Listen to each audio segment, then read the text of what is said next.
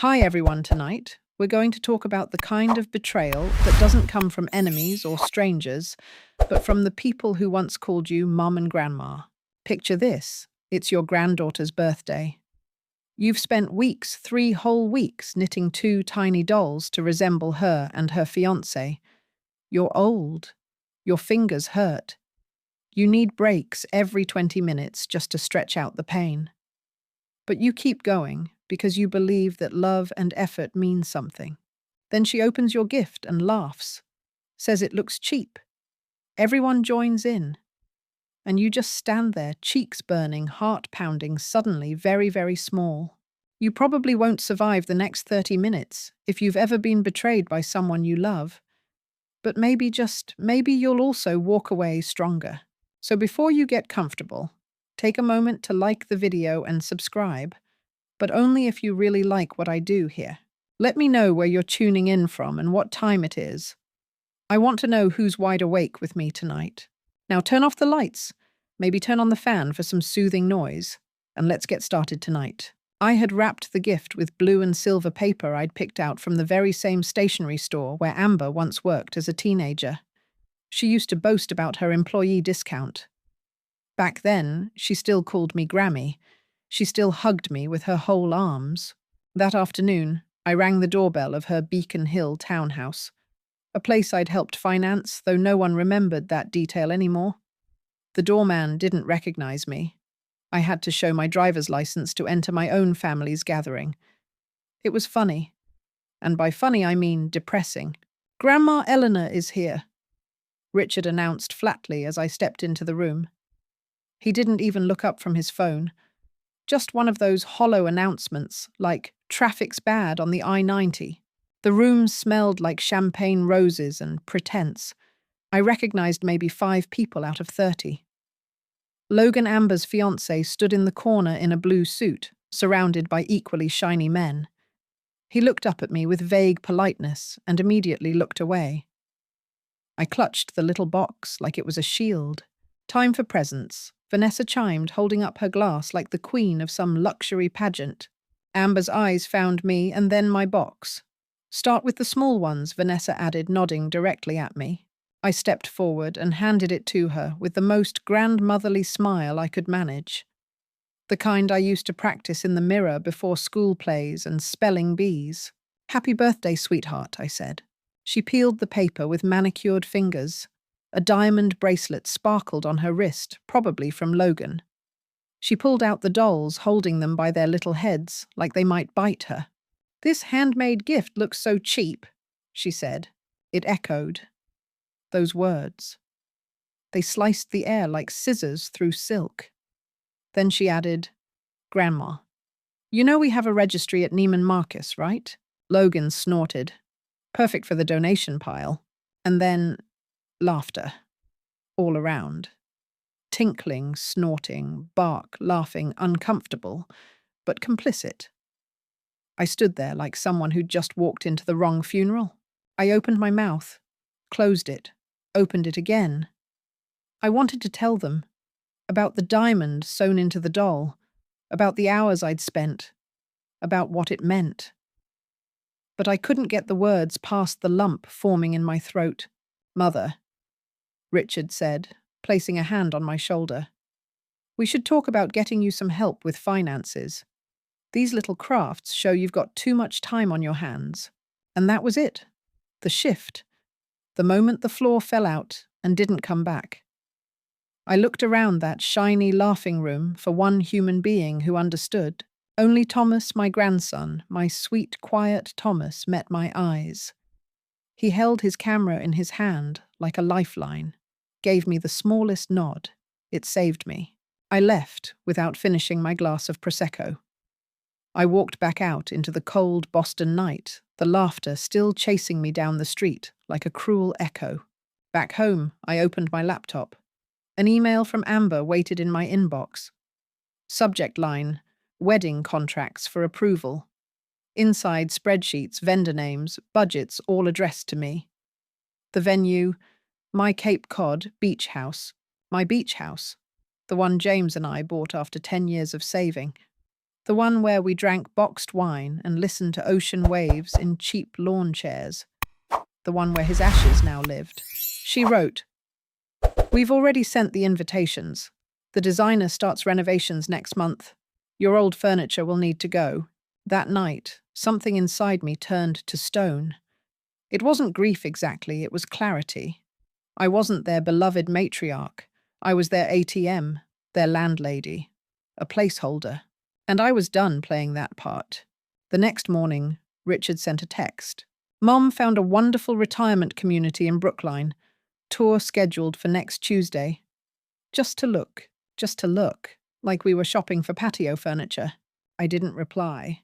Instead, I stared out the window at the Boston skyline, watching the sun bounce off towers full of lawyers and bankers and power brokers. And I thought for the first time in my life I'm not disposable. That handmade gift wasn't cheap. It was a test. And they failed. I grabbed my keys that same morning and drove straight to the Cape without telling a soul. The beach house was mine. Still mine. No one had asked me for permission to host a wedding there. Not really. I hadn't signed anything, hadn't agreed to renovations, hadn't even been invited to most of the planning meetings. The drive took longer than usual, and my hands were stiff on the wheel. I cursed my arthritis, shook out the numbness in my fingers at stoplights. My hip ached when I shifted in the seat, but I kept going. The closer I got to the ocean, the tighter my chest felt, not with anxiety, but something more electric. A kind of finality, like flipping the last page of a chapter and realizing the next one might be yours to write. As I turned into the long gravel driveway, I noticed a black SUV already parked in front of the house. Shiny, leased, unfamiliar. My stomach dropped. I already knew what I'd find. Sure enough, inside there, they were Amber, Vanessa, and some interior designer with the world's largest electronic tablet. They were huddled together in the great room, pointing and gesturing. "The wall between the kitchen and dining room can come down," the designer said brightly. "It'll make the space feel less... grandma. Excuse me. Mrs. Thompson won't mind," Vanessa added, breezy as a beach day. "She's barely here anyway." They hadn't even heard me come in. That's how confidently they'd claimed the space. My space. "Actually, I do mind," I said, standing in the doorway. 3 heads snapped toward me. Amber blanched. Vanessa did that fake smile thing where her lips stretch and her eyes stay dead. The designer looked mildly embarrassed, like she'd spilled wine on an antique rug. "Eleanor." "What a lovely surprise," Vanessa chirped. "We were just discussing some small updates for the wedding." "Taking out a weight-bearing wall is not a small update," I replied. My voice was calm. Too calm. That scared them more than yelling ever could. Amber stepped forward, tone sugary. "Grandma, remember last Christmas? You said we could use the house, make it our own for the ceremony?" "I said you could use it," I replied. "I didn't say you could demolish it." "It's not demolition," the designer chimed in, flipping to a rendering. "It's modernization." I glanced around the room. The hardwood floor James and I had laid ourselves. The fireplace we'd sat by during blizzards. The window seat where Amber used to curl up with her Nancy Drew books. The soul of the house was being replaced with Pinterest boards. On the mantel, I noticed a framed picture had gone missing. A photo of James and me on our 40th anniversary. In its place sat a mock-up labelled Hampton's Chic. "Where's my photograph?" I asked. Vanessa blinked, then waved vaguely toward the back of the house. "We packed some of the, more personal items for safekeeping. You know, during renovations." Renovations. That word again. As though erasing me from my own home was just a matter of logistics. That night, after they left, Amber had some excuse about a Zoom call with the florist. I wandered the house alone. It still smelled faintly of salt air and cedar, but there were new smells now, fresh paint samples, synthetic candles, someone's expensive cologne. I opened the garage door and saw 3 boxes shoved in the corner. Eleanor's things, they were labelled in permanent marker, inside the photo, the one from the mantel. Also James's books, our anniversary scrapbook, and the knitted dolls from Amber's party. Still intact, still holding the diamond I'd hidden inside. You know, in academic debates on aging and autonomy, there's this old argument whether older adults lose their personhood in the eyes of their families once they stop producing. And standing there in my own garage looking at my life packed into cardboard, I can tell you the answer is yes. Or at least that's how it feels. My phone buzzed. A call from Richard. I almost didn't answer, but some sick part of me wanted to hear what excuse he'd offer this time. "Mum," he said about that retirement community tour, "I really think it's worth your time." "I can't talk now, Richard. It's important we start planning for your future," he continued. And with the beach house mainly being used for family events, Vanessa and I were thinking it makes sense to move it into a family trust. For tax purposes, of course. He sounded like a banker pitching a savings bond. Calm, reasonable, scripted. I looked around my kitchen. The same kitchen where Amber had stood on a step stool at age 9, stirring James's clam chowder recipe. Now it was filled with paint swatches and minimalist decor samples. My future. They'd already penciled it into a brochure. After I hung up, I saw the pamphlet sitting on the kitchen table. Not one I'd brought. Seaside retirement living where independence meets assistance. Someone had circled a floor plan in red. Perfect for Mom Vanessa had written in neat floral cursive. Perfect. You know what else is perfect? The way these brochures always show people drinking lemonade and laughing at shuffleboard, as though that's the peak of aging. As though the slow theft of your independence can be softened with patio umbrellas and lukewarm bingo. I don't play bingo, and I'm not moving anywhere I didn't choose. That night, I didn't cry. Not because I wasn't sad, I was, but because I was too busy making lists. Lists of things, to lock down people, to call. I'd been slow to realize what was happening, but now that I saw it, I couldn't unsee it. They were building a future without me in it. So I began building one of my own. Judith met me for lunch at our usual spot in Back Bay, one of those cafes where the tables wobble and the silverware never matches. But the sandwiches are worth the inconvenience. We always order the same thing: grilled cheese with tomato bisque, and enough iced tea to make us both regret it mid-conversation. She arrived wearing her enormous sunglasses and an oversized sun hat, like a retired French spy. "You look like you're hiding from Interpol," I said. "I'm hiding from my mirror," she replied, removing her glasses. "You, however, look like someone who's had a revelation. Dangerous at our age." I told her everything. I didn't mean to. But once I started, it all poured out: the dolls, the diamond, the laughter, the photo missing from the mantel. Richard's texts, the trust, the brochures. Her soup grew cold. My sandwich remained untouched. "And the diamond?" she asked finally. "Still in the doll. As far as I know, no one bothered to look." Judith leaned back, brows raised. "Eleanor, this isn't just rude. This is premeditated disrespect." "Is that a legal term?" "No, it's an emotional one. But it still holds up in court." We paused while the waitress refilled our teas and dropped the check. "You know what this is, don't you?" Judith asked, folding her napkin. "It's a hostile takeover, corporate level. Except instead of board members, it's your ungrateful family. I raised them," I said quietly. "You did. You also over-accommodated them. You made it easy for them to believe you'd never say no." I sipped my tea, ice clinking against glass. "Has Richard asked for power of attorney yet?" she asked. 3 times since Christmas," I admitted. "I've been dodging." "Good," she said sharply. "Don't sign anything. You think it's about care, but it's about control. Big difference." Judith had never remarried after losing her husband. She claimed she didn't need a partner to feel whole. Men, she once told me, are like desserts, delicious, but not required for survival.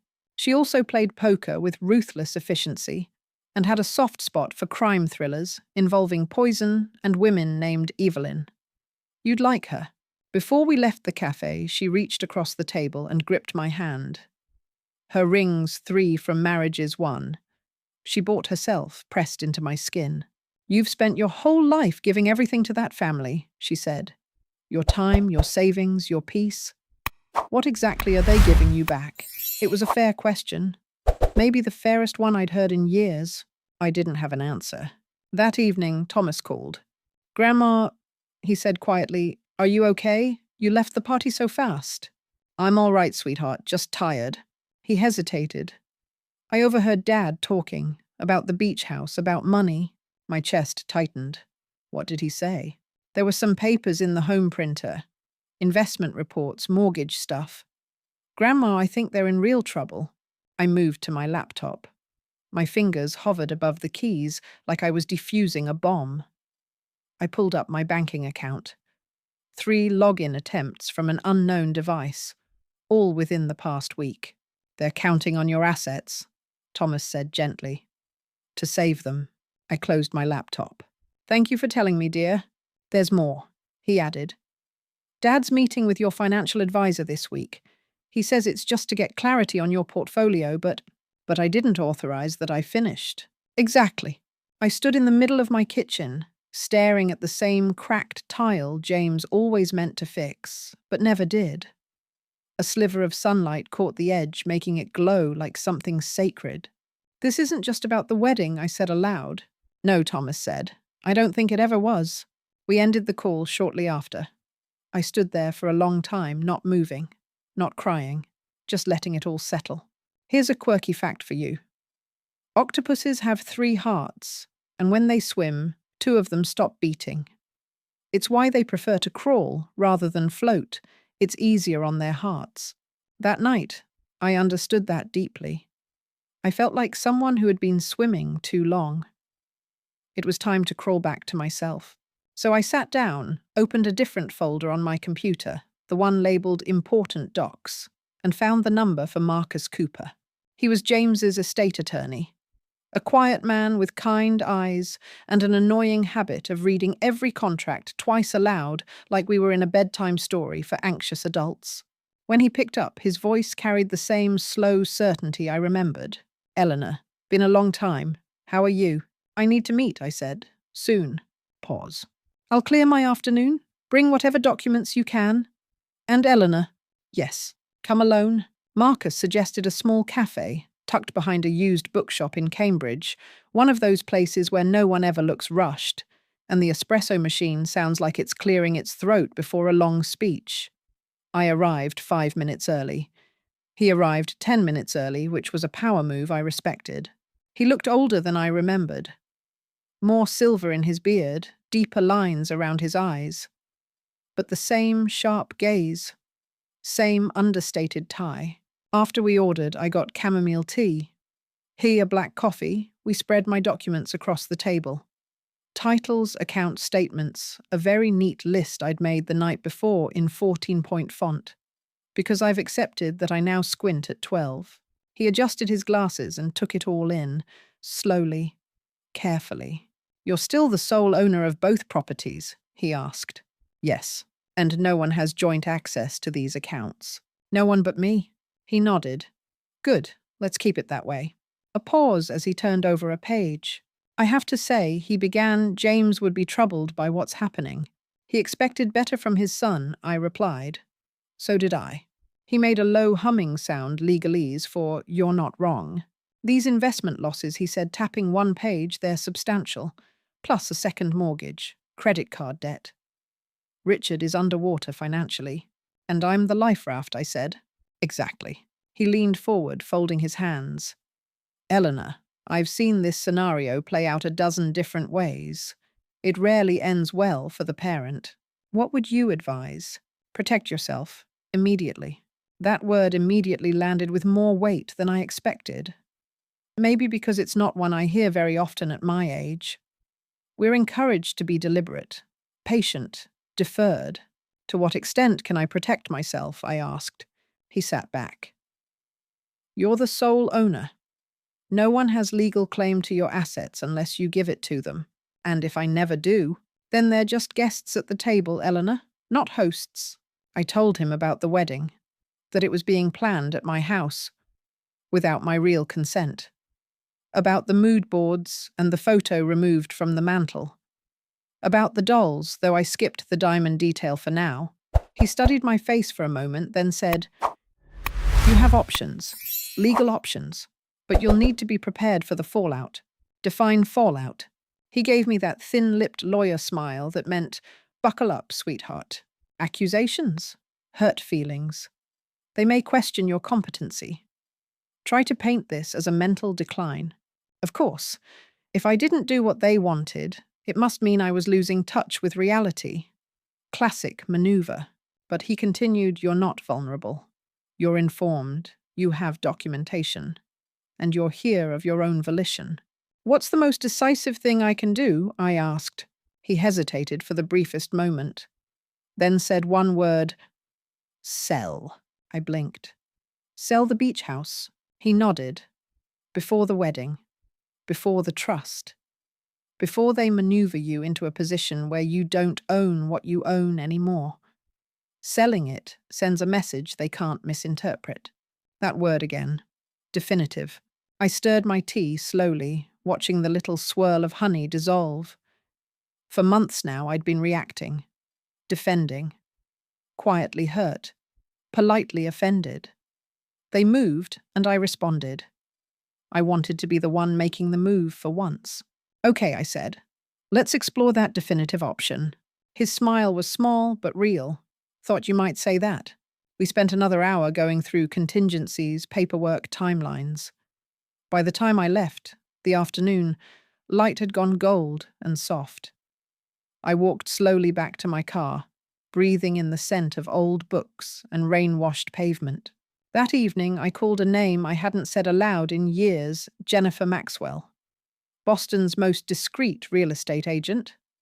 She was the one who found James and me our brownstone in the 80s.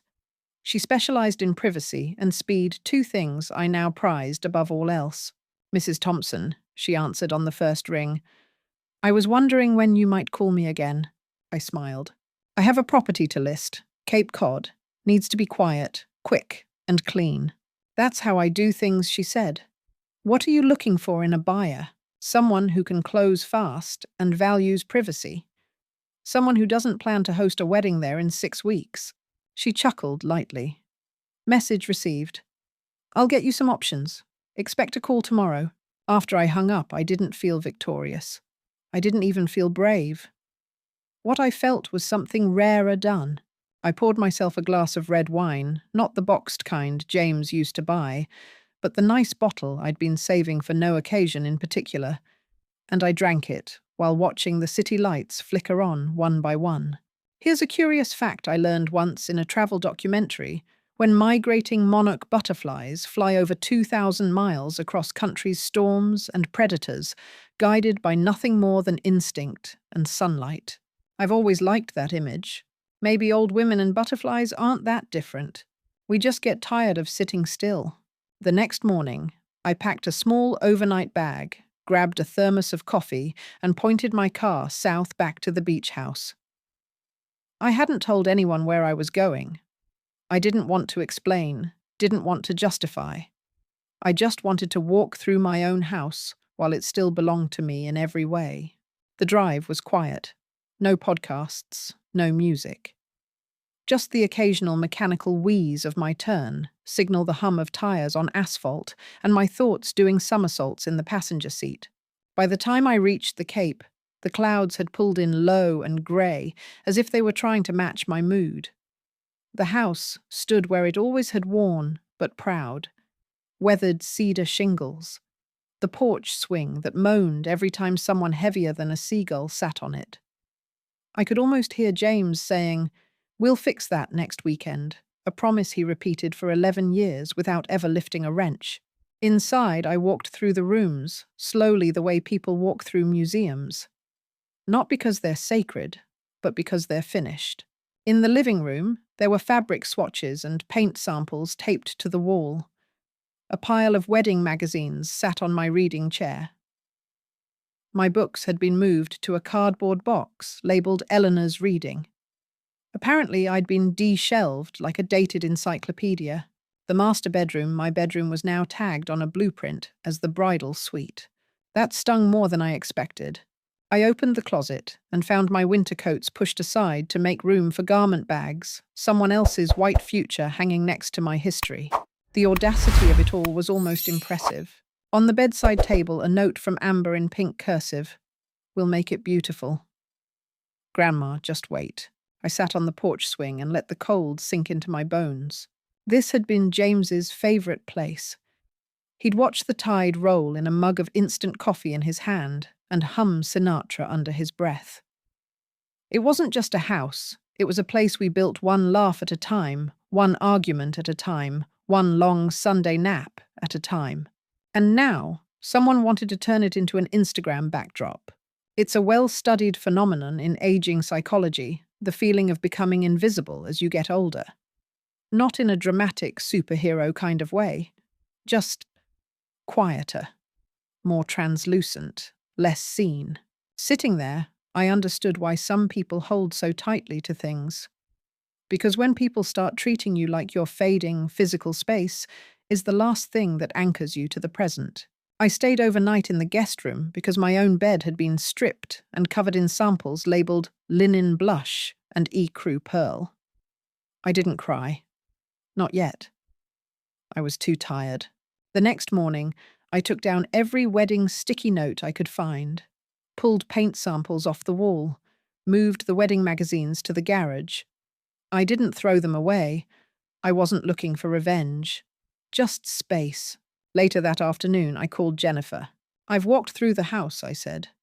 "I'm ready." "Are you sure?" "I've never been more sure of anything in my life." "That's rare," she said, "but very helpful." She told me she had a couple in mind, wealthy, quiet, looking for a private retreat, and ready to pay in full. I gave her the green light to proceed. Here's a strange but true fact. Flamingos are only pink because of the shrimp they eat. Without it, they'd be grey. I think people are like that too. Sometimes you don't even realize what's coloring your life until someone takes it away. That evening, as the wind howled in off the Atlantic, I lit a fire in the old brick fireplace. Not for warmth, for memory. The way James used to do when we had nothing left to say but didn't want to go to bed angry. I drank tea from a chipped mug Amber had made in a high school ceramics class, misshapen and painted with crooked hearts. I wondered if she remembered it. Probably not. I thought of Thomas then, his gentle eyes, his quiet understanding. I hadn't told him about the sale yet. Not because I didn't trust him, but because I did. I wanted to tell him in person. Wanted to offer him something different from what I'd been offering the rest of the family, honesty without expectation. The wind picked up around midnight, rattling the windows. But inside, I felt still. And not the kind of stillness that comes from defeat. The kind that comes when you've stopped trying to be what other people need you to be. The next morning, I packed the wedding magazines into a box labeled Amber and wrote a note on top plans change. Then I got in my car and drove home. No one knew it yet, but the beach house had become my line in the sand. The first tremor arrived in the form of a text message from Amber. "Grandma, what's going on with the house?" Mom said Jennifer Maxwell called. I stared at the screen for a few minutes before responding. Plans have changed. No elaboration, no explanation. Just the truth clipped and clean. Within an hour, my phone began buzzing like a hornet's nest. 3 missed calls from Richard.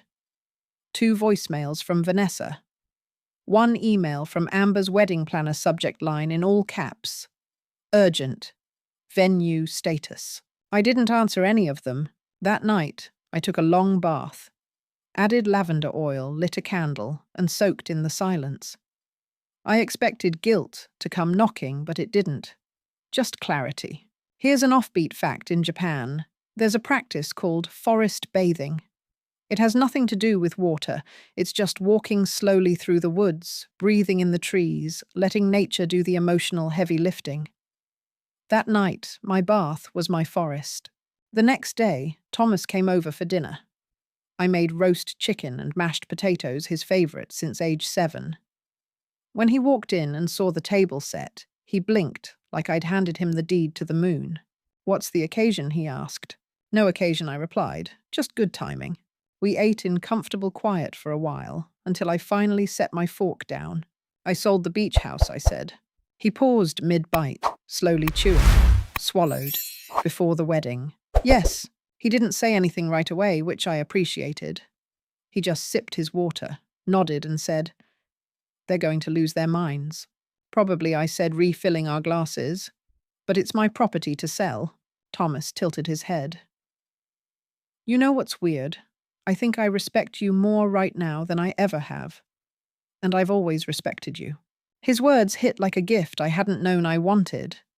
Not wrapped in fancy paper, not posted on social media, just a sentence that saw me fully. I smiled. "Thank you, Thomas. What do you think they'll do? They'll be angry. They'll accuse me of betrayal. But I'm not responsible for managing their emotions anymore." "That's a big shift," he said. "What changed?" I finally asked myself what I was getting in return, I said. And the answer was, nothing I wanted. After dinner, as he helped me wash dishes, he asked, "Is this because of what Amber said at the party?" I rinsed a plate, watched the water spiral down the drain. "It's because of what that moment revealed," I answered. "About how they see me. About what they value." He didn't push for more. Later that evening, I signed the formal purchase offer from Jennifer's buyers, an all-cash deal with a 40-day close. Exactly 1 week before the wedding date. I signed each page like I was stitching up a wound. Click, click, click. Every signature felt like a reclamation. A subtle but definitive no. At 11:23 p.m., the real earthquake hit. My phone erupted with notifications. 3 missed calls from Richard. 7 texts from Amber. 1 from Vanessa, simply, "What the hell is going on?" And Amber's last message in all caps, "Please tell me this isn't true." I set the phone face down on my nightstand. And for the first time in weeks, I slept straight through the night. Not fitfully. Not with racing thoughts. Just sleep deep and uninterrupted. In the morning, Richard showed up on my doorstep, still in his running clothes, face-flushed hair, sweaty. He looked like a man sprinting toward a burning building only to find the doors locked. "What the hell are you doing?" he asked the moment I opened the door. "Good morning to you too, Richard. Coffee?" "I don't want coffee. I want answers." Jennifer Maxwell. "A private sale. What are you thinking?" "I'm thinking it's time to simplify my life," I said, leading him to the kitchen. "By selling my house? My beach house." He threw his hands up. Weeks before Amber's wedding, I poured myself a cup of coffee, adding cream, with what I knew he'd interpret as maddening calm. "You should probably start looking for an alternative venue." His eyes narrowed. "This is about the birthday party, isn't it?"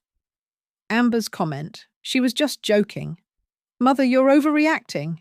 Overreacting, the favorite word of people who hate boundaries. "This isn't about one comment," I said. "This is about a pattern." "Pattern," he echoed, incredulous. "The retirement brochures," I continued. "The financial strategy meetings you've arranged without me. The attempts to access my accounts." His face changed, just for a second. A flicker of panic under the surface. "Those were for your benefit. You're getting older." "I'm old," I said, not incapable. He stared at me, suddenly silent. "Let me guess," I continued. "You're in trouble. Financial trouble." He looked away. "The Westridge development failed," he admitted. "Investors are breathing down my neck. If I can't find capital. So this is about money," I said quietly. "Not about concern for my well-being." "It's both," he said, but his eyes wouldn't meet mine. I leaned back. "How much do you need?" He told me. It was a number with so many zeros it could have been a phone number. I nodded slowly. "The sale closes in 5 weeks. The funds will be moved into accounts you don't have access to. You'd do this to your own family." "No," I said, standing. "You did this?" "By treating me like a problem to solve, rather than a person to respect." He opened his mouth to protest, then shut it again. "I've made my decision, Richard. You can choose to respect it or not. But it won't change anything." He left without another word, and the house felt lighter after he was gone. The next knock on my door came less than 24 hours later. I was in the kitchen, arranging some flowers I'd picked up at the market, yellow tulips, cheerful and defiantly out of season, when I heard the doorbell. Amber. She still wore the same cream sweater she'd posted in the engagement announcement photos. Her mascara had given up sometime between leaving her house and arriving at mine. "Logan is freaking out," she said, without preamble. "His parents are mortified. Do you have any idea what this makes us look like?" I invited her in with a quiet nod, resisting the urge to ask if us still included me. Instead, I walked back to the tulips, arranged them carefully one by one. "You're ruining everything," she continued. "I don't understand why you would do this to me." There it was. "I didn't do this to you," I said, trimming a stem. "I did this for myself." Her lip curled. "Don't get philosophical, Grandma." I set the tulip down, turned to face her fully. "You mocked my gift in front of a room full of people. You threw away my effort, my care, as if it were trash. And the thing is, Amber, there was a diamond inside one of those dolls, my grandmother's diamond. Reset by James for our 50th anniversary." She blinked. "What?" "I was trying to give you something meaningful, something that came from your family, but you didn't even look." Amber's face crumbled just slightly. I thought it was just yawn. So did everyone else. We stood in silence for a moment, her breathing shallow, her eyes wide. "I don't know what to say," she finally whispered. "Maybe try thank you," I replied gently but not kindly. She left shortly after. No hug, no apology. Just a stunned silence trailing behind her like a forgotten purse. That night, something unexpected happened. Logan came by. He arrived at dusk, a man out of place in my modest apartment, too tailored, too polished, but with something in his eyes I hadn't seen before: sincerity. "I just wanted to talk," he said, "without Amber, without anyone else." I raised an eyebrow. "About the gift," he said. I laughed. I shouldn't have. That was disrespectful. I poured 2 glasses of water. No wine. I wanted this conversation sharp. "Why the change of heart?" I asked. He looked away for a second. "Because I'm starting to see things I didn't before. The way they all treated you. Amber, Richard, Vanessa. It's not right. I used to think it was just family stuff, but now I'm not so sure." It wasn't an apology exactly, but it was something. A small shift. "Observation is an underrated skill," I said, sliding him the glass. "For what it's worth," he said, standing to go, "I think you did the right thing." After he left, I sat on the couch and let the quiet fill the space. There's something about being truly alone in your decisions that is both terrifying and deeply clarifying. Like walking a trail in the woods and realizing the map in your pocket is blank, but somehow you know the way. Jennifer called the next morning. "The buyers want to close early," she said. "They're offering an additional $50,000 to close in 10 days. 10 days. That would place the sale 3 weeks before the wedding." "Tell them yes," I said without hesitation. I didn't need the money. I needed the finality. That evening, I invited Thomas for another dinner steak this time. He arrived with a bottle of red wine and a cautious smile. "You're selling early?" he asked after I told him. "Next week?" He leaned back, nodded. "That's decisive." I laughed. "It feels right." We sat in the gentle hum of evening plates, empty wine glasses half full. "You're the only one I've told," I said. He looked surprised. "Why me?" "Because you're the only one who sees me as a person, not a purse." He looked down, blinked hard. "That means a lot." I reached across the table, squeezed his hand. "They're planning something," he said quietly. "An intervention. Dad, Mom, Amber. They think you're having a breakdown." I laughed, more amused than anything. "Of course they do. It's easier to call someone crazy than accept that they have boundaries." "What will you do?" "I'll attend." He looked startled. "Really?" "Yes. Running only supports their narrative. I need them to see me clearly, calmly, not broken." He helped with the dishes again. Same boy who used to draw monsters on my grocery lists. Now a man who understood me better than my own son. After he left, I got a text from Richard. "Family dinner. Tomorrow, 7 p.m. Our place. Important matters to discuss. I responded, I'll be there. Then I picked up the phone and called Marcus. They're planning an intervention, I told him, likely aiming to paint me as incompetent. Are you sure you want to go? Absolutely. Then document everything. Record details. And Eleanor? Yes, stand your ground. That night I slept soundly again, because tomorrow I wouldn't be ambushed. I would be ready. I woke up the next morning with a clarity that was almost unsettling, like the fog that had been hanging in the corners of my thoughts for weeks had finally lifted overnight. I chose my outfit with care, the navy pantsuit James had loved, pearl earrings, a pair of low black flats that wouldn't pinch when the tension inevitably did. Makeup subtle, hair tidy, expression unreadable. The woman in the mirror didn't look like someone who needed rescuing. She looked like someone who had stopped waiting for permission. At 6:58 p.m., I pulled up to Richard and Vanessa's Wellesley home. The driveway was full, Thomas's car included. At least I wouldn't be completely alone in the room. The front door opened before I knocked. Vanessa greeted me with a look that tried to blend warmth and urgency, but mostly landed on nervous realtor. Eleanor, thank you for coming. We're so glad you're here. I smiled politely. Of course, I always attend family emergencies when summoned. Inside the living room was staged, not just arranged. There was bottled water on the coffee table tissues positioned like props, and an array of printed pamphlets with titles like How to Talk to a Loved One About Cognitive Decline. Business cards were fanned out like calling cards, and right in the middle of the table, a blank power of attorney form.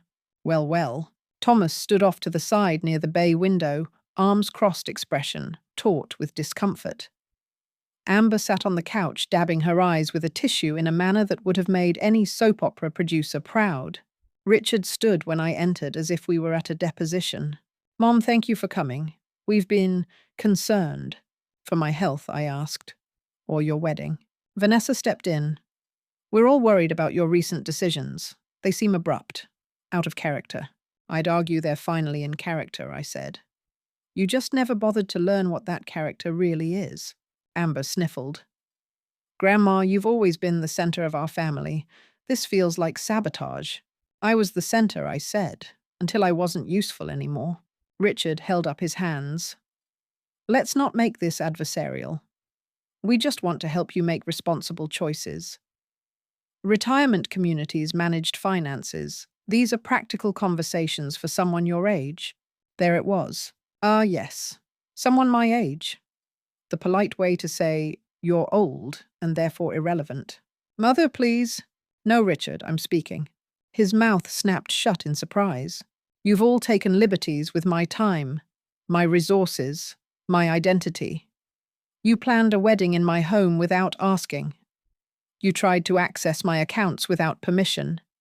You arranged to move me into a retirement facility without so much as a conversation. Vanessa's mouth opened, but I raised a hand. Stop. I know what you're going to say, that you were thinking of me. But let's be honest. You were thinking of logistics, of appearances, of tax benefits.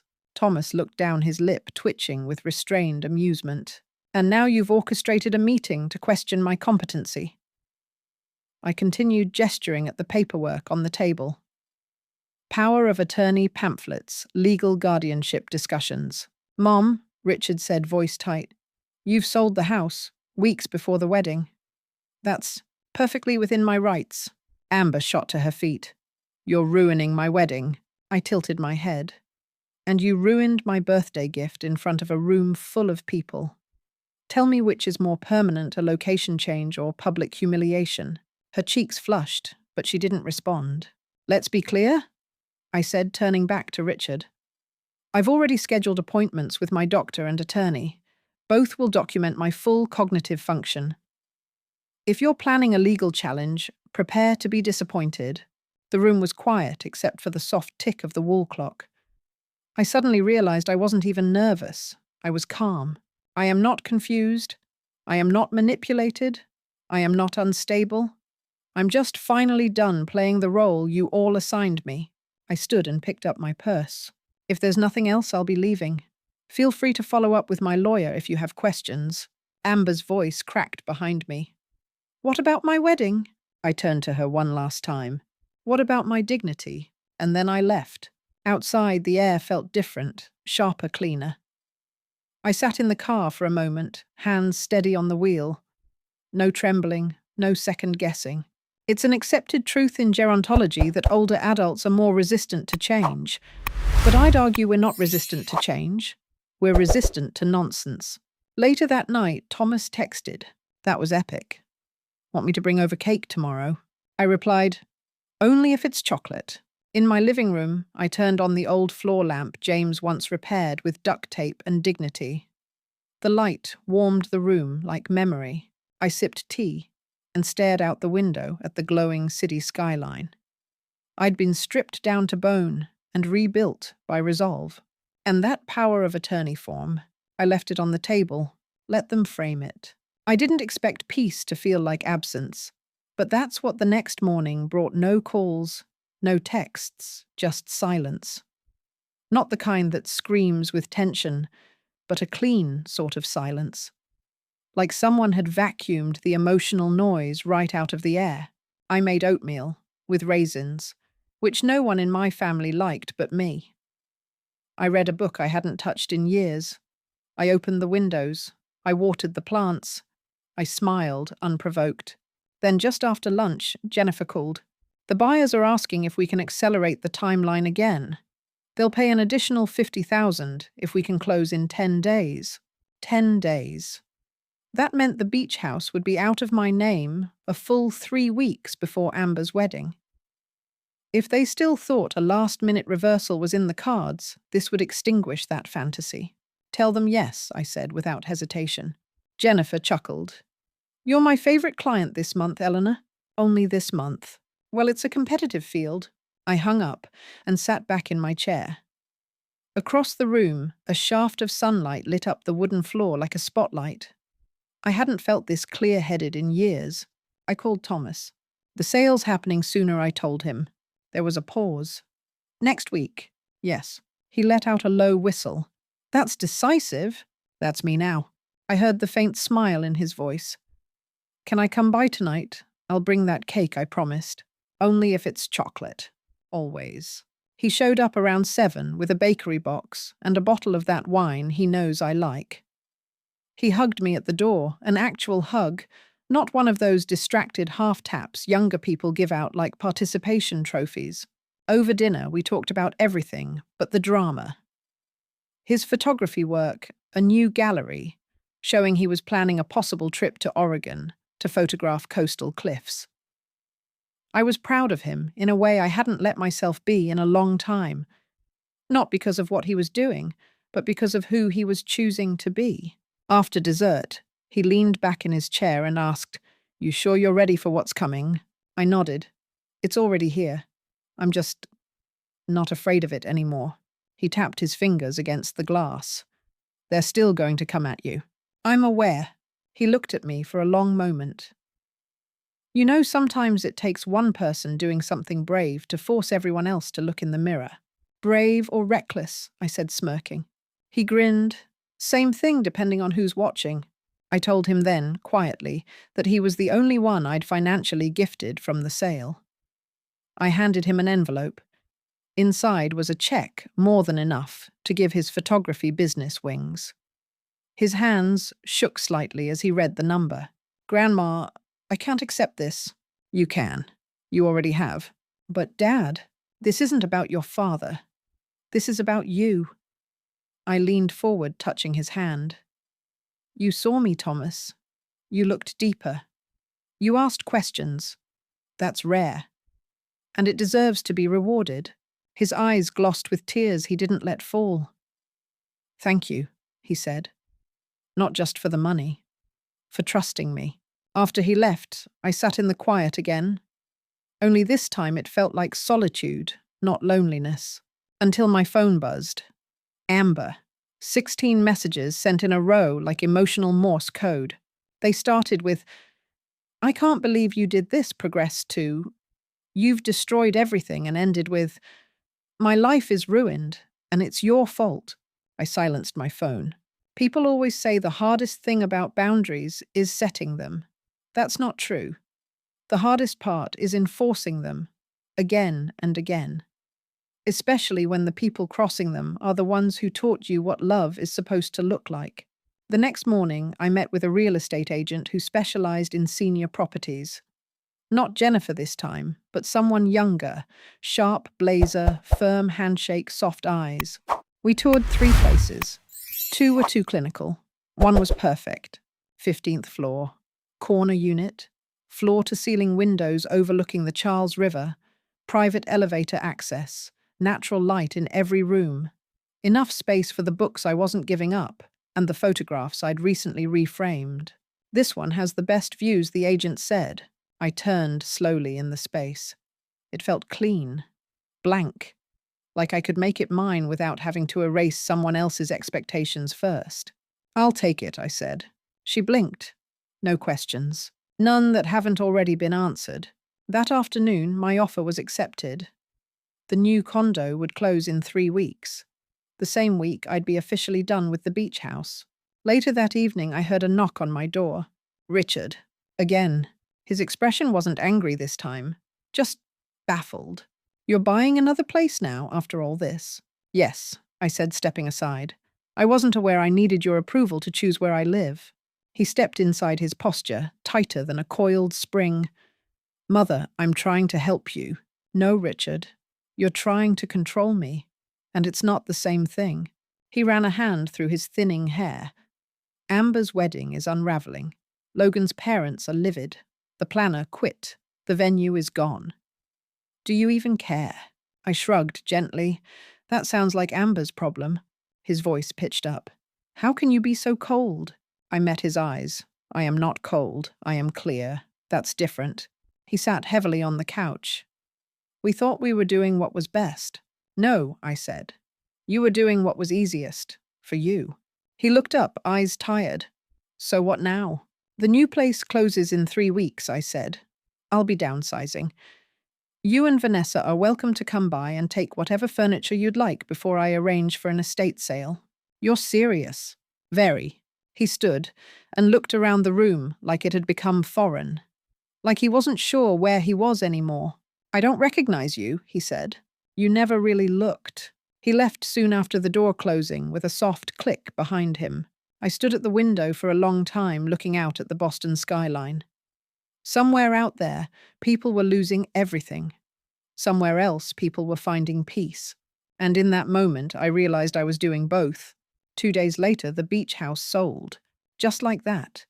40 years of laughter sand tracked through hardwood floors, midnight games of Scrabble, and the gentle hum of James's old fishing stories transferred in a wire transaction and notarized with sterile efficiency. I signed the final papers in Marcus's office. He offered me a glass of water and a look of quiet respect, which I appreciated more than any bouquet or sympathy card. Congratulations, he said as I dotted the last I. The funds will clear by end of day. I nodded, slipping the pen back into its place like a weapon sheathed. Thank you, Marcus. For everything. I hope this gives you peace, he said. More than peace, I replied. It gives me room. On the way home, I stopped at a bookstore I hadn't visited in years.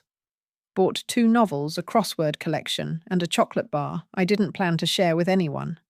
I walked out into the crisp, late summer air with no beach house keys in my bag, and for the first time, no ache about it. Grief and liberation, as it turns out, sometimes wear the same perfume. That evening, Thomas came over again. He didn't ask. He just showed up holding a pizza and a bottle of sparkling cider like we were celebrating something, which we were in a way. I brought anchovies, he said, because I know you hate them, and I'm still trying to convert you. Evil, I said, smiling. But at least you're honest about it.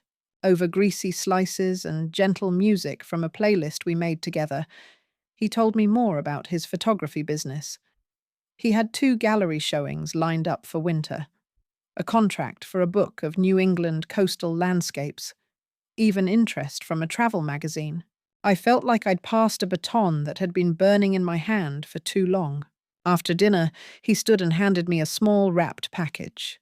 Don't worry, he said. It's not a Neiman Marcus registry item. Inside was a photograph. framed. The beach house at sunset taken from the dunes. The porch light glowed golden, like someone had just stepped inside. The tide was low, the sky streaked with orange and purple like bruises slowly healing. "It's beautiful," I whispered. "I took it last summer," he said. "Always thought it captured something important." I hung it on the wall beside the dining room table, where morning light would hit it first. "You seem lighter here," he said, glancing around my new condo. "Less burdened." "I feel lighter," I admitted. "It's strange. I thought letting go would feel like a loss. But it doesn't." Thomas nodded. "Sometimes you can't carry your future if your hands are full of your past." "Did you read that on a fortune cookie?" "No," he grinned. "Instagram, but still valid." After he left, I made a cup of tea and sat with the quiet. Again, that silence wasn't heavy. It wasn't angry or bitter or empty. It just was, until my phone buzzed. Voicemail from Richard. "Mother, I'm disappointed you've proceeded with this reckless action. We need to discuss damage control immediately." Text from Vanessa. "Eleanor, I hope you realize what you've done to this family. Amber is devastated." And from Amber herself, 16 messages. The final one read, "My life is ruined and it's your fault." I muted the conversation thread and set the phone down. I refused to make room in my peace for their chaos anymore. The next morning, I had my regular checkup with Dr. Matthews. He studied my chart like it was a confession. "Your numbers are significantly improved," he said. "Blood pressure, stress indicators, even your sleep cycle. Whatever changes you've made, they're working." "I simplified my life," I said. "Sometimes that's the best medicine." He paused. "How are things with your family?" I thought about it. Really thought. Complicated, distant, but truthful. Finally. He nodded. "That might not feel good right now, but long-term it's sustainable." On the way home, I stopped at the florist. Bought more tulips, this time orange. I liked the way they stood open, unapologetic. Later that week, I received an unexpected visitor. Vanessa. She stood in the hallway of my condo building, holding a small tote bag and wearing her usual pearls, but something about her posture was off. A little softer, a little lost. "Your new place is lovely," she said after a moment. "Very you." "Thank you. Would you like some tea?" She hesitated, then nodded. We sat across from each other at my small round table, sipping chamomile like uneasy diplomats. "I owe you an apology," she said finally. I blinked. Of all the things I expected to hear today, that wasn't on the list. "We're separating," she said, voice tight. "Richard and I. The financial strain. Everything. It's been building for a while. The wedding situation just cracked it open." "I'm sorry to hear that." She gave a humorless laugh. "Are you—" I tilted my head. "For your pain?" "Yes. For the collapse of a facade built on manipulation." "Not particularly." She nodded slowly. "Fair." We sat in silence for a while before she said, "You selling the house forced a lot of things into the light. Richard's debts, my resentment, Amber's blind spots. Honestly, it felt like you threw a grenade in the middle of everything." "Sometimes," I said gently, "that's the only way to clear the wreckage." She looked down at her tea. The brochures, the meetings with lawyers, the power of attorney stuff. That was mostly me. Richard went along with it, but I was the one pushing. I believed her. She was always the planner. "Why are you telling me this now?" I asked. "Because I've been thinking about my own mother," she said, "and realizing I treat her the exact same way I treated you." Her voice wavered. "It's not a flattering realization. I didn't offer her absolution, but I did refill her tea." Before she left, she paused by the door. "For what it's worth, Eleanor, I think you did the right thing. It just took me a while to see it." After she left, I called Judith. "She came to your apartment," Judith said, with actual humility. "Maybe just enough to borrow a cup of it," I replied. "Well, she said people can surprise you, sometimes even pleasantly." "It feels like the beginning of something," I murmured. "Not a restoration," Judith said. "That's gone. But maybe the foundation of something new." That night, I stood before the framed photograph of the beach house and whispered a quiet thank you, not for what had happened, but for what had come after. A week passed, then another. The sky turned the kind of crisp blue that only arrives when summer finally gives up and autumn takes the stage, whispering, "Your turn, now." I spent my mornings walking along the Charles River, wrapped in a light scarf, and breathing in the scent of water leaves and beginnings. The sale of the beach house had cleared. The condo in Cambridge was mine. And I'd even mastered the mystery of the building's absurdly complicated garbage chute. Life was strangely, beautifully quiet, until I got an email from Richard. Subject: coffee. No punctuation, no details, just those 2 words. I read it twice, then again. I waited a full hour before replying. Sure, your choice. Neutral ground. We met at a cafe, halfway between his new rental and my condo. He arrived on time, dressed in a sweater instead of a suit. Jeans, not slacks. A man deflated, or maybe just softer. "You look well," he said, sitting down across from me. "So do you," I lied kindly. The barista brought our drinks, black coffee for him, herbal tea for me. A habit that made him smile faintly. "Some things don't change." I sipped quietly. Waited. He set down his cup. "I've filed for bankruptcy." There it was. Westridge was worse than I let on, he continued. I was trying to hold it together, hoping something would fix itself. "And you thought I might be that something."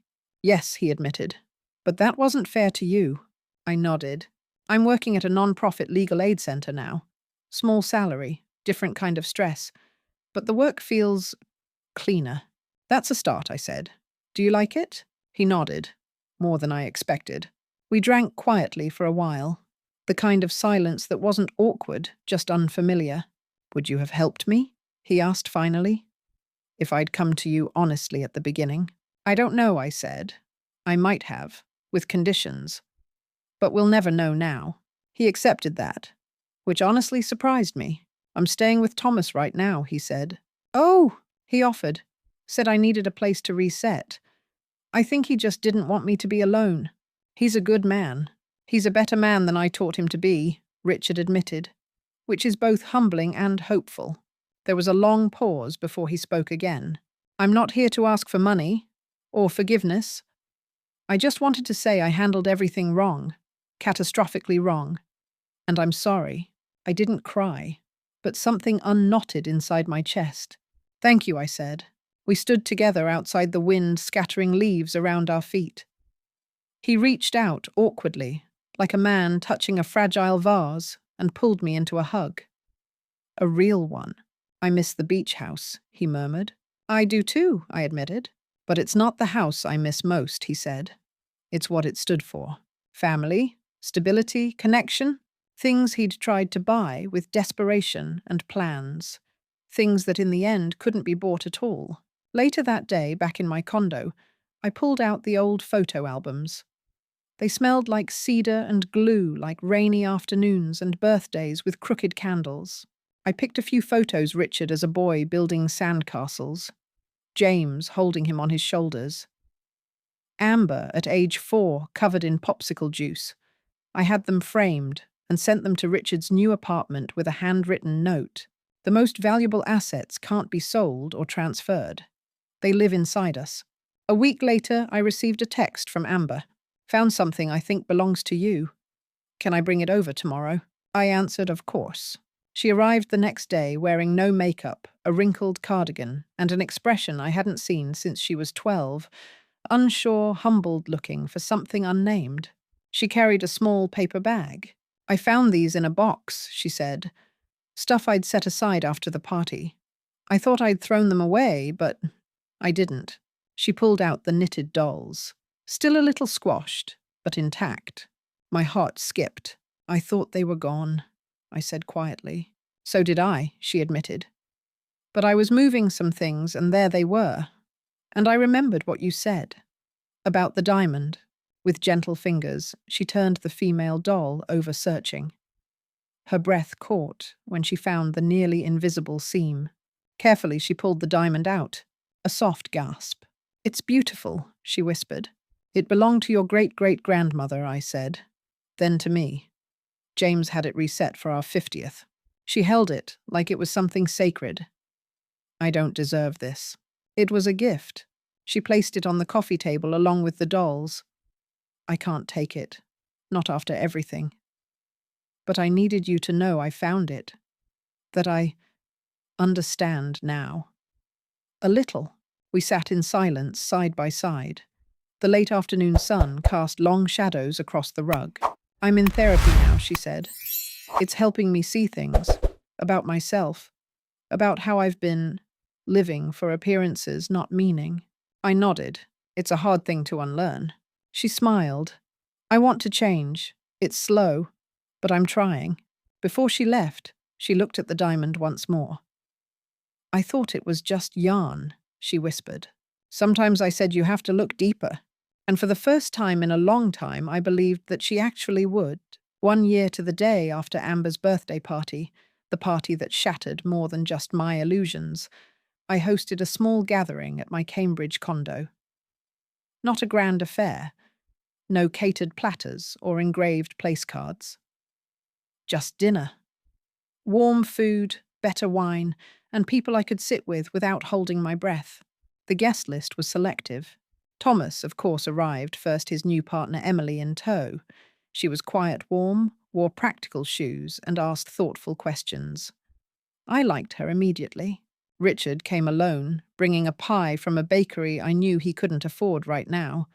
It wasn't about the pie. Judith and Marcus arrived together, though Marcus insisted on clarifying not together. Judith winked at me anyway. And Amber, she came last. No grand entrance. Just a knock and a quiet, happy housewarming before she kissed my cheek and handed me a small bouquet of fall flowers. Inside, my new home looked nothing like the brownstone. Gone were the heavy curtains and dark wood. In their place, soft light, modern furniture, a few of Thomas's photographs on the walls, including the beach house glowing against the sunset. Windows, wide and clear, framed the city like a painting I had finally chosen to hang. We ate in the dining room, passing dishes and wine and conversation with the ease of people who had survived something difficult together, even if we hadn't all been on the same side. Richard spoke about his work at the legal non-profit. His voice carried none of the old polish, but all of the newfound humility. Thomas shared news of an upcoming exhibition in Portland. Emily beamed as he spoke, nodding with quiet pride. Amber, quieter than she used to be, listened more than she talked. But when she did speak, her words carried weight. I've gone back to school, she said during dessert. Art history. What I was studying before, everything else happened. What made you return? Judith asked. Amber glanced at me. I think I just realized I wanted to learn again. Not perform. Actually see things. The room paused for a moment, just long enough to feel the shift. After pie and coffee, Thomas stood and raised his glass. To Grandma Eleanor, who taught us that it's never too late to stand up for yourself. There were murmurs of agreement, clinking glasses. Amber lifted hers too. And that true value isn't always visible on the surface. I met her eyes and nodded. No tears, no applause. Just a shared understanding between two women who had once misunderstood each other completely. After the guests began to leave, Amber lingered. I have something for you, she said, opening her bag. She handed me a small velvet box. Inside, resting on dark blue satin, was the diamond. But it wasn't just the diamond, it had been reset again. This time into a pendant. A simple silver setting. No flourish. Just light and intention. I know you said I could keep it, she said quickly, but I had it reset for you. I thought, maybe you should wear it now, not save it for someone else's future. My fingers traced the smooth metal, the way it caught the light, like it had been waiting for this moment. It's beautiful, I said, my voice catching. I've been thinking a lot about that day, she said quietly. Why I reacted like I did. And my therapist helped me realize that I've spent most of my life chasing approval through stuff, through how things looked. I never really learned how to look deeper. She paused. But I'm trying now. Really trying. I reached for her hand. You're doing fine. We stood there for a moment in the soft hush of the living room. She looked down at the necklace again. I know it can't undo what I said. What I did? No, I said gently. But it says something different now. As she left, she glanced around the apartment once more. This place suits you. It's not trying to be anything. It just is. I smiled. Exactly. Later, as I cleaned up the last of the dishes, refusing Thomas's repeated offers to help, I found myself humming. No reason. Just peace. That night, I stood on my balcony with a blanket over my shoulders and the pendant around my neck. The Charles River shimmered below, and city lights blinked like the heartbeat of something vast and steady. I thought about the woman I used to be, the one who swallowed discomfort to keep the peace, the one who hid a diamond inside a doll and hoped someone would see it. And I thought about the woman I was now, not flashy, not loud, but visible, present, whole. Inside the photograph of the beach house, still hung beside the kitchen. Not as a shrine, but as a memory. A place we had loved. A chapter we had finished. A home that had taught me the most important truth of all. You are allowed to change the locks on doors where you're no longer respected, and you are allowed to open new ones that don't require you to shrink. The diamond at my throat caught the light as I turned back inside. Not everything precious is lost forever. Some things return, wiser, brighter, ready to be worn.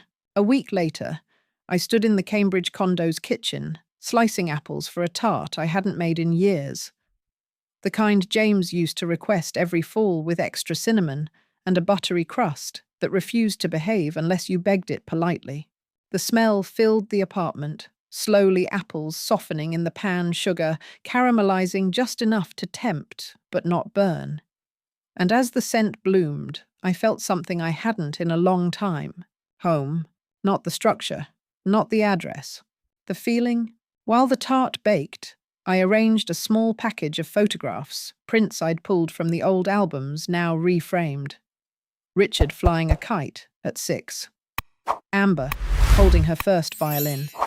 James asleep in the hammock, mouth open, book on his chest. These weren't nostalgic grabs. They were truths, anchors, the story before the unraveling. I boxed them carefully and left them outside Richard's apartment with a note in my handwriting. What matters most can't be bought or sold, only remembered. I didn't wait for a thank you. Later that evening, I got a text from Amber. Can we have coffee, not therapy coffee? Real coffee. We met the next afternoon at a quiet spot near her old grad campus. She arrived in jeans, hair pulled back, no ring on her finger. And this time, no drama in her eyes, just a stillness I hadn't seen before. You look well, I said. I'm getting there, she replied. One unlearning at a time. We sat on the patio, nursing overpriced lattes under a striped umbrella. Around us, students clacked on keyboards and laughed too loudly, as if deadlines didn't apply when the sun was out. I've been thinking a lot, she began, about what kind of woman I want to be. Not the one I was trying to be before, which was, she winced, curated, pretty, performative, obsessed with optics. I was planning a wedding like a brand launch. And now I want to learn how to be boring in the best way. Present, grounded, focused on stuff that matters even when no one's watching. I smiled. That's not boring, that's honest. She nodded, then reached into her tote bag and pulled out a thick notebook. This is for you, she said. I opened it slowly. Inside were handwritten letters, journal entries, even sketches. Each page dated, some with tear stains, some smudged by coffee or mascara. It's my therapy homework, she explained. But it's also the truth. My version. I figured if I'm going to rebuild something with you, it should start with that. I closed the notebook gently, like you'd close a sleeping baby's door. Thank you, I said, and meant it. Before we parted ways, she hesitated. Do you think you'll ever forgive me? She asked. I considered the question for a moment. I think I already have in pieces. It's not a light switch. It's a dimmer. She smiled. Then I'll keep showing up, even when it's still dark. We hugged longer than before. No performance, just warmth. Back at home, I opened her notebook again. On the first page was a quote in her handwriting. Some things have to break before they can hold anything real. That night I had dinner alone, not lonely, just alone. I lit a candle, ate slowly, read from an old poetry collection that had lived on too many untouched shelves. When I finished, I went to my jewelry box and retrieved the pendant, the diamond that had travelled a full arc of love, neglect, loss, rediscovery, and now return. I clasped it around my neck. No ceremony, just decision. Then I stood at the mirror. There she was, the woman I had become. Not a relic, not a burden, a person, with lines that marked laughter and grief in equal measure. You know how they say that pearls are made from irritation? A little grit inside an oyster spun and softened until it becomes something luminous. I think old women are like that too. The years add grit. The world adds pressure. But if you stay long enough, stay honest enough, you emerge with something rare. The next morning, Thomas called. I got the gallery show, he said, opening in February. They want me to give a short speech. I'll be there, I said, already making a note in my calendar. He paused. Emily wants to meet you formally. Like meet you. Tell her I'm not nearly as intimidating as your father says I am. Oh, I already did. That weekend, I boxed up more of the brownstone's old remnants, antique dishes. I never used heavy curtains that blocked more than just sunlight. I kept the things that meant something. Everything else went to charity or a thrift store downtown. I'm not sure if people will buy them and place them lovingly in new homes. But I like to think of it that way. Even things that no longer serve you can still have use. Just somewhere else. The first snow arrived earlier than expected that year.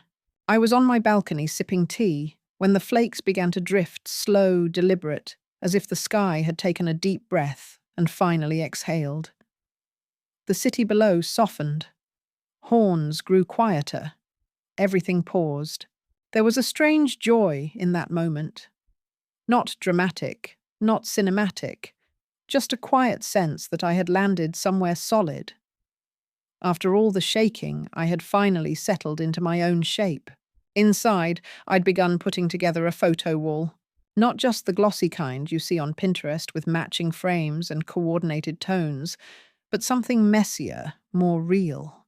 Candid shots. Snapshots of James' mid-laugh hair askew, Thomas as a boy covered in paint. Amber and me on the swings back when I was still Nana Ellie and she still needed me to tie her shoes. I didn't curate. I didn't arrange by color. I just let them be. That afternoon, I received a letter. A real one in a real envelope with a stamp and everything. It was from Richard. Inside was a single page typed signed in pen. No frills. Just truth. Mom, I've started volunteering at a senior literacy program. I sit with people who feel like the world has forgotten them, and I help them remember that they still have voices worth hearing. It's slow work, humbling work, but it feels like penance, the right kind. I still don't know if I deserve your forgiveness, but I want to earn your respect again. I'm starting here. Love, Richard. I sat with the letter for a long time. Let it settle beside the tea, the snow, the ticking of the kitchen clock. Then I added it to the photo wall, tucked behind a picture of him in second grade, smiling too wide, one tooth missing. A reminder people can break and rebuild, even when you're not watching, especially then. That weekend, Amber invited me to a lecture at her university, something about Renaissance sculpture and maternal imagery. I thought it might be awkward, but it wasn't. She met me on the front steps, hair wet, from drizzled cheeks flushed. She handed me a latte with too much foam and grinned. You always liked these. I do, I said, surprised. She led me inside, into a dim lecture hall, where the speaker, a quiet woman with silver hair and sharp glasses, spoke about how artists once captured not just beauty, but burden. The way a mother's hand always rested near a child's head. The way saints were often painted tired. They weren't posing, the speaker said. They were surviving. That's what sacred looks like sometimes. I watched Amber nod slowly. She was listening. Afterward, she walked me to the parking lot and stood for a long time with her hands stuffed into her coat pockets. "You gave me a lot," she said, "and I spent years pretending I earned it, or worse, deserved more." "You were young," I said. "I was selfish. Those aren't mutually exclusive." She laughed a little sad. "I used to think you were just old. Now I realize you were always just real." And I couldn't see it. I placed a hand on her arm. "You see it now. That's what counts." That night, I opened a fresh notebook. First page clean. Pen gliding with the confidence of someone who no longer writes to prove but to remember. I began drafting a story, not a memoir, just a reflection, a letter to whoever comes next, about how sometimes love looks like silence, how boundaries aren't walls, they're doors you lock until someone learns to knock, and how it's never too late to return to yourself. The next day, I emailed Thomas a scanned copy of the first few pages.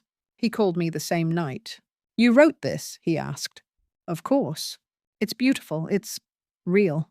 It's just truth," I said. He was quiet. "Then would you ever consider publishing it? Or reading parts of it at my gallery's opening night?" I blinked. "You want me to speak?"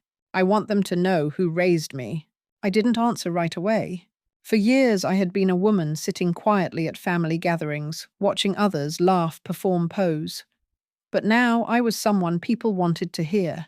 I thought of James, of the beach house, of the diamond inside the doll, of the silence that had once felt like exile and now felt like sanctuary. "Yes," I said softly. "I think I would." Outside, snow was still falling, lighter now, almost lazy. Inside, I stood in my living room, hands wrapped around a mug, watching the sky close for the night. And in the quiet, I whispered something I never thought I'd say. I'm proud of the life I built, and even prouder of the one I reclaimed. The night of Thomas's gallery opening arrived with the hush of fresh snow and a sharp wind that turned cheeks pink and kept coats zipped high. I took a cab across the river, wearing a wool coat that used to be James's tailored soft at the collar, and around my neck, the diamond pendant rested just above my heart. The gallery was tucked in an old converted firehouse, all brick walls and warm lights. Inside, people moved in soft murmurs, drinks in handcoats half shrugged off. There were small bites on white platters, elegant jazz from an unseen speaker, and a quiet undercurrent of anticipation. And on the far wall, framed in a golden wash of light, the photograph. The beach house at dusk, taken from the dunes just as the last light caught the window glass and turned it into something more than reflection, almost like memory itself had paused and asked to be captured. Below it, the title card read, "Inheritance Cape Cod 2022. Photograph by Thomas Wilson, from the series What Remains." I stood in front of it for a while. People wandered by, admired, commented. A few asked me if I'd ever been there. I smiled and simply said, "Once." Thomas found me soon after, a little flushed from the crowd. "You came," he said, "kissing my cheek?" I said I would. He gestured to the small raised platform by the bar. "You still up for it?" I nodded, heart steady. Let's give them something to remember. When he introduced me, he didn't call me his grandmother or the woman who raised him. He just said, "This is Eleanor Wilson. She taught me how to see the world. Now she's going to share a bit of what she's seen." I stepped onto the platform, clutching a printed page, the pendant warm against my chest. The room quieted. I looked out and saw Amber standing in the back, Judith with her arms folded and a proud smirk. Even Richard holding a paper cup, eyes soft, posture open. I began, "There's a house on the edge of a windy beach that no longer belongs to me. But for 40 years, it held the laughter of children, the smell of burnt toast, and the sound of my late husband humming Sinatra under his breath. I thought I'd live there until I died. I thought legacy was something you handed down in bricks and square footage. But what I've come to understand is this. Legacy is not a building. It's not a wedding. It's not a diamond in a doll. It's the way someone remembers how you made them feel when they thought they were unseen. It's the truth you decide to live, even when it's inconvenient." even when it's unpopular, even when it costs you everything they thought you were. I paused, the silence thick and gentle. I used to believe that being a good mother, a good grandmother, meant giving until you were empty. Now I believe it means showing your family how to be full, not full of obligation, not full of guilt, full of agency, full of boundaries, full of the kind of love that doesn't demand shrinking. And if that kind of love costs a house a wedding, or the approval of those who only knew a version of you they could manage, well, so be it. I folded the paper slowly, looked out at the crowd. My name is Eleanor Wilson. I am 68 years old. I gave away my house and found my home. I lost my family's approval and earned their attention. I let go of being invisible, and now I'm choosing to be seen. Applause came slowly at first, then steady, not thunderous, but full of knowing. Thomas met me as I stepped down. He didn't say anything, just held my hand and smiled. Later, as the gallery emptied, I stood before the photo once more. I whispered a soft goodbye, not to the house, but to the version of myself who lived in it, unsure whether she deserved space voice respect. And then I turned and walked into the night. The cold bit at my cheeks. The city glowed. And somewhere in the distance, I heard James's old tune drifting in memory, low, sweet, steady. I was no longer surviving. I was finally living.